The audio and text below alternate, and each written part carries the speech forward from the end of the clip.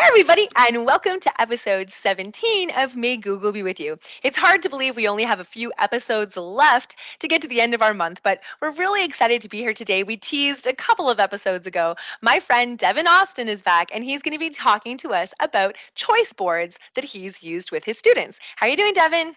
Great. I'm Awesome. so And so today, what we're going to show is how simply by creating choice within maybe a table inside of Google Docs or using some images and words and things on Google Slides, we can create links. And what I love about this is instead of maybe having to have a list of 10 links in your Google Classroom or trying to organize where kids should go next, we can package self-paced inquiry and exploration all in one spot for them, making it easier for learning. So this is remote learning dream because we could really set this up and have kids be able to self-pace through the week. And so I'm going to share my screen because you're going to talk to us a little bit, Devin, about what you have done, and you've generously shared a whole folder of things that we can make copies of to be able to use with our students as we're doing this. for sure. Yeah. I've been kind of using this whole choice board thing for actually a while now. And when this whole remote learning started, we sort of sat down, especially in math, and thought that this was an excellent choice to use as we're kind of delivering our fractions and decimals units. So I included in the folder a couple different examples, but this one specifically is great just because we were able to link to online math manipulatives in there. We created review slides for students. Another teacher and myself actually made some videos for each of the lessons explaining. So again, it's kind of that one-stop shop where it's all in one place. The students click on the links, they know where to go, even directing them to Google Classroom.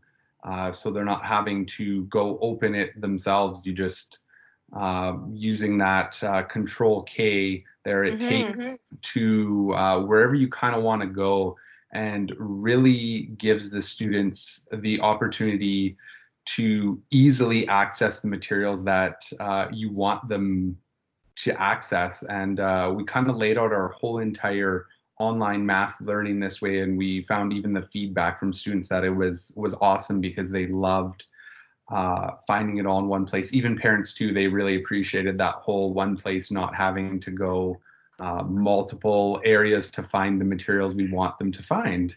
Exactly. And I love how you have this all laid out for them. It's a very linear order.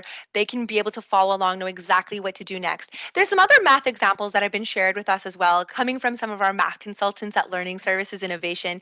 This comes from Darren Truffin. Let me grab his here.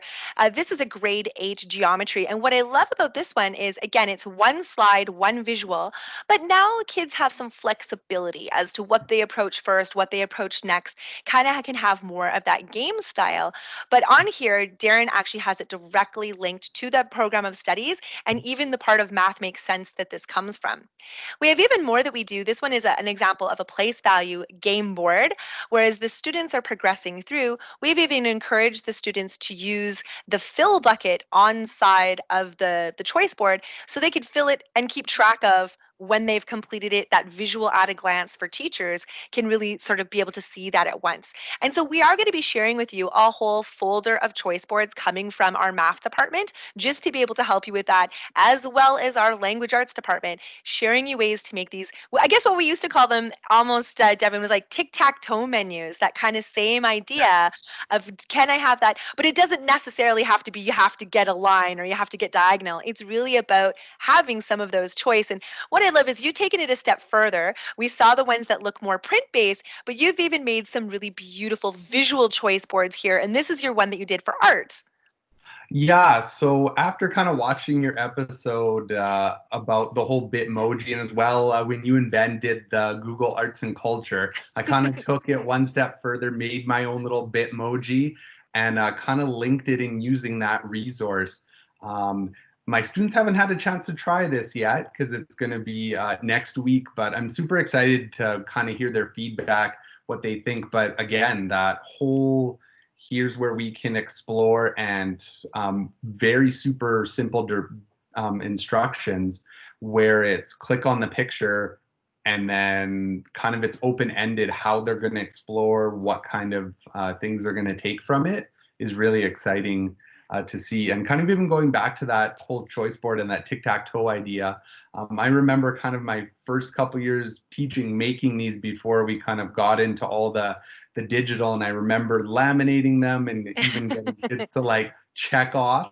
So it's really nice that they get a copy, they can keep their own progress. So I really like that point that you had mentioned. And I love that you've been watching some of the episodes too. We have a couple of other teachers that shared. Amy Schwartz, she was amazing. She's like, I was inspired. I have grade ones doing some research. I don't want the research to be boring for them. So she watched, I believe, the GIF one, getting jiffy with it episode, and what she did, and all of these copies are available for you. She actually turned her grade three research into choice boards in the sense of all of these GIFs are connecting to videos or um, National Geographics or different types of research for the students. I think this is just so innovative for us to be able to do and so easy to make. Now, we are going to show you, Devin and I are going to teach you the one shortcut you need to make this all happen. But just know that there is 100%. a HyperDoc website. Another word for choice boards, you might hear them called HyperDocs. Again, it's being able to make choices within these documents for that inquiry. The HyperDoc website is going under a facelift right now, but it does help you get started. It will allow you to sort of find out what this is, how to build these different pieces.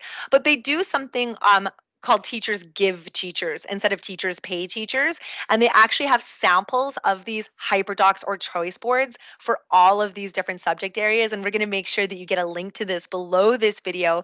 But what I thought we could do, Devin, is I've just got a sample here of a very basic digital choice board that's done in slides. I could do this in a table inside of Docs, it doesn't matter. But basically what we can do is we can create a choice simply by inserting a hyperlink either on a set of words or on an image. Yes. So I'm going to go ahead and I'm going to insert an image from my drive.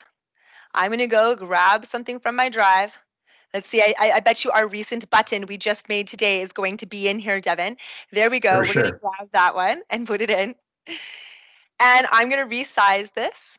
I'm going to put it on here. Now, just note, I could have my choice linked to this picture. I could have my choice maybe even linked to some word art. So again, I can say, click here, and I could talk about what they're clicking here for. It doesn't matter what you're doing. So images, words, anything you want to put on your board, you're going to get to start being able to organize this. And now on each of these individual ones, the shortcut is Control K. Okay. Control K is going to make this a link. Now, we have a couple of options here. I'm going to be able to link this perhaps to a pretty cool Google support site that we've got going on here. So I could come here and I could link that to an outside site. But what I think is really neat, and here's what I love about this template, Devin, is you can actually link to things within a set of slides. So I could have these actually jump to different pieces. Yeah, and that's super, super helpful for kids just to be able to right away have that right at their fingertips.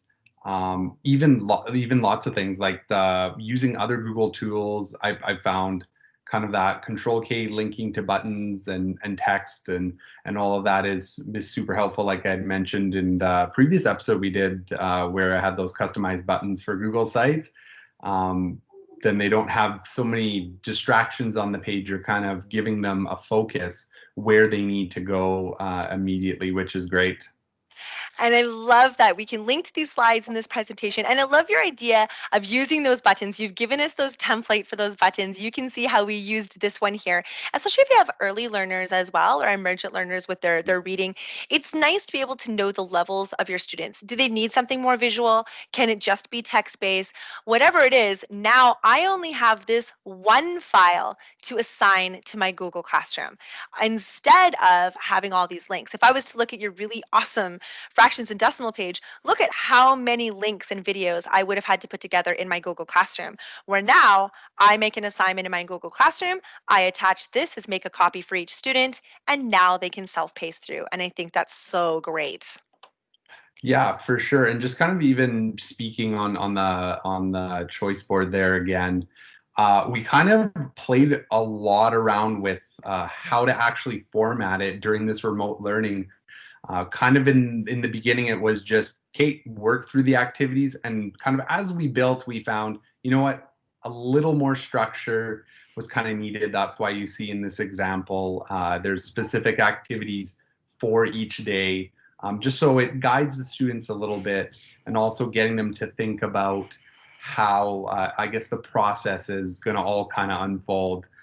Um, yeah. No, that's amazing. Thank you so much for your generosity of sharing your boards. I'm sure there's going to be many teachers who are going to want to be able to make copies to see your formatting. All of the ones we have below are for you to be able to click and make a copy of. And if you make a choice board, let us celebrate you. Make sure you share it back with myself so that we can share the love, whether you've done that in Google Slides or Google Docs. Really, our whole lesson today, Devin, was Control K. Anything can be a link and we Right. can make that happen, right? That's how simple this is. We can go back to even 100%. some of our other documents or other lessons and just make them interactive. So thank you so much for being here, Devin. You're amazing. You For were sure. one of our very first Google Ninjas, and you're still using your mad skills every day. I love it. So thank you so much for everything you've done. For sure. Thanks for having me, and I enjoyed sharing all about those choice boards. And bye, everybody else. We'll see you for the remaining few episodes of May Google Be With You starting tomorrow. Bye, everybody.